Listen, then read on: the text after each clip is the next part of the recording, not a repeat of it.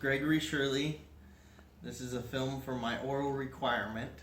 Today I will be discussing the film Jeremiah Johnson and the Scalphunters. Both of these films were directed by Sidney Pollack.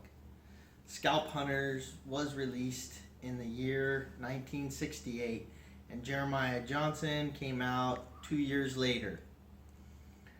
In this recording, I will be comparing the film's similarities and differences when it comes to how they were made and their overall storylines or plots.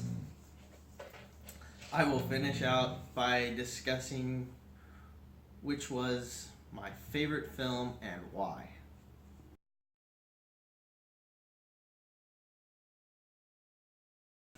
Although we went over Jeremiah Johnson in class, I feel it is important to give a backstory on the Scalphunters, so everyone understands the comparison I am drawing. An American trapper named Joe Bass is returning home with a full cargo of hides. On his way back, he is stopped by a group of Kiowa Indians, led by a man named Two Crows, who forces Joe to trade his furs for a slave they have stolen from the Comanche tribe. The slave turns out to be a well-educated house slave named Joseph Lee. He follows the group with the slave in order to get back his furs. While waiting, a group of Mexican and American scalp hunters come and kill the Indians and scalp them and take off with the fur. The slave then captured by the scalp hunters when he accidentally trips and falls down a hill into a river. Joe Bass tries to retrieve both the furs and the slave back, but fails. The Indians, led by Two Crows, who survives the attack because he is passed out behind rocks, catches up with the scalp hunters and kills what is left of them. Two Crows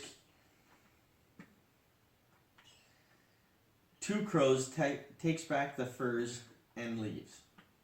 The film ends with Joe Bass and Joseph Lee becoming friends and setting off to get the furs back.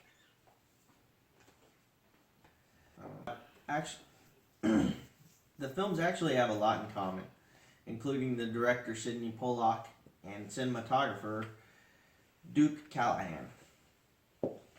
Duke worked along with Richard Moore in the Scalphunters and worked by himself in Jeremiah Johnson. Both Jeremiah Johnson and the Scalphunters are also common in the way the actors dress and the locations.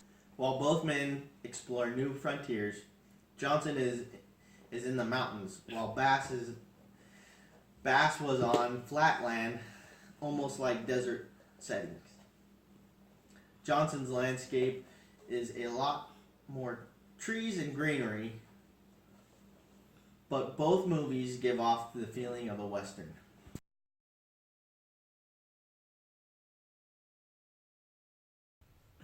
I prefer Jeremiah Johnson over the Scalphunters because of the overall plot.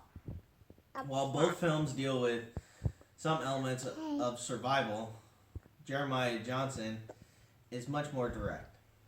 Jeremiah not only has to live off the land, but in the second half of the film, he has to survive attacks from the Indians.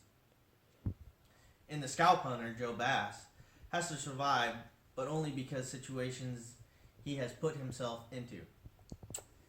He could walk away from the furs to live another day.